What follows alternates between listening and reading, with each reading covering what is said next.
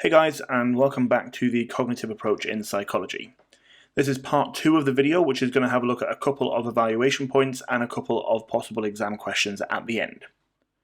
If you haven't watched part 1 yet, which is the outline of the cognitive approach, then the link to it should be on the screen now, so go ahead and just click on that before you watch this one.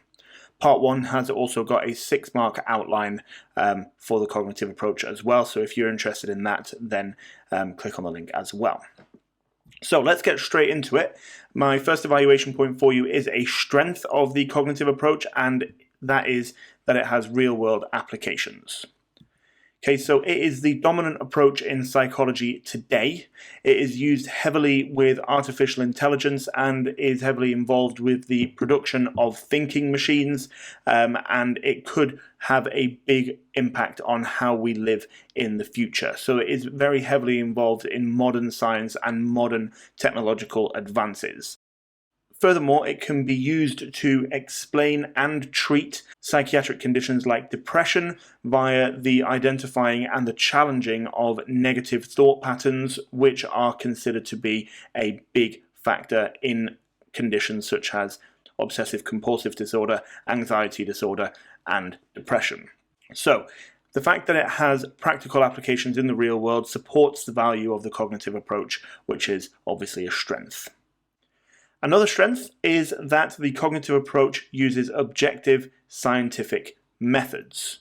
So it has highly controlled and rigorous experiments, which means that researchers are able to infer cognitive processes. They use lab studies, which provides reliable objective data, again highly controlled and rigorous. And then also the emergence of cognitive neuroscience has enabled the merging of biology and cognitive psychology to enhance scientific study. So overall, since the cognitive approach came about in the 50s, it has become more and more and more scientific to the point now where it is merged with biology for cognitive neuroscience. So that means that the study of the mind has a credible scientific basis when coming at it from a cognitive approach.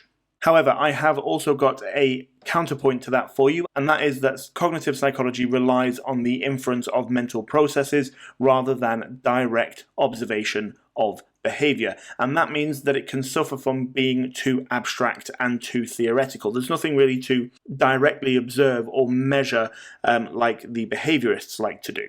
In addition to that, you've also got this problem that the cognitive approach very often use artificial stimuli. So if you think back to your memory experiments, quite a lot of studies that looked at things like the duration of memory or interference theory, that kind of stuff, they all use word lists or nonsense trigrams and that kind of stuff, which are very artificial and don't really represent everyday experiences. Okay, so in that sense, research on cognitive processes could lack external validity due to the lack of realism in the experiments. Okay, so this is a counterpoint, so try to use these two together and it will make for quite a lot of depth in your point.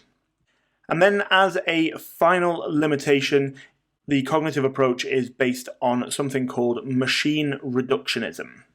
Now, although there are a lot of similarities between the human mind and the operations of a computer, this analogy that the cognitive psychologists rely on very heavily has been criticized by a lot of people. And that's because the cognitive approach actually ignores the influence of things like human emotion and motivation on behavior. So for example, in the memory topic, we learned about how anxiety can affect eyewitness testimony. That's a perfect example of how human emotion can affect our ability to process information. But it is also something that the cognitive approach doesn't really take into account. So that suggests that machine reductionism may weaken the validity of the cognitive approach.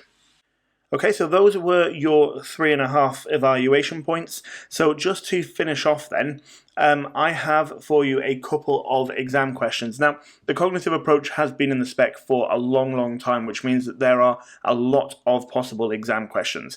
I've picked 3 out that I thought were quite nice and a little bit different. Obviously, exam questions come in all shapes and sizes, so your standard short answer questions, your standard essays, all of that stuff works for the cognitive approach. So you do have to be ready for anything. However, the things that I have pulled out for you to have a quick look at are these. So we have a 4-mark application question, which is all about schema. Okay, so this is a question that requires you to understand what schema are and how they work, but it also requires you to understand that whilst schema are good because they help us to prepare for unfamiliar situations, they help us to respond appropriately, they help us to interpret a great deal of information with relative ease. The flip side of that is that using schema can lead to cognitive distortions, for example, in eyewitness testimony. The second one is a 2-mark application question. So for this one, you need to know what inferences are. Okay, so it's a 2-mark condensed answer. You have to refer to the context, but you also need to be able to very quickly and concisely explain what is meant by inference. And then finally, what is meant by cognitive neuroscience, and describe one practical application of it. So again, you need to understand what it is, and you also need to have an application ready to go. So that would include things like brain imaging, PET scans, fMRI scans, that kind of stuff. But you also need to know what it is. So it is the study of biological structures and how they affect cognitive processes and behavior. Okay, and that is a 6-mark short answer question, so you need to make sure that you know enough about it to write 6 marks worth of content. Okay, and 6 marks is quite a lot. We're looking at about, for this one, about 100 to 150 words. Okay, so there's just an example of how the exam can throw a little bit of a curveball for you. Obviously, like I said before, there are a lot of other ways in which this could come up, but those are slightly more standard than these. Okay, so that is the end of part 2. I hope it's made sense. I hope it's been useful. And I hope that having it in 2 separate videos has allowed you to take a little bit of time in between to just let all of the information sink in. Thank you very much for listening, and I'll see you in the next one.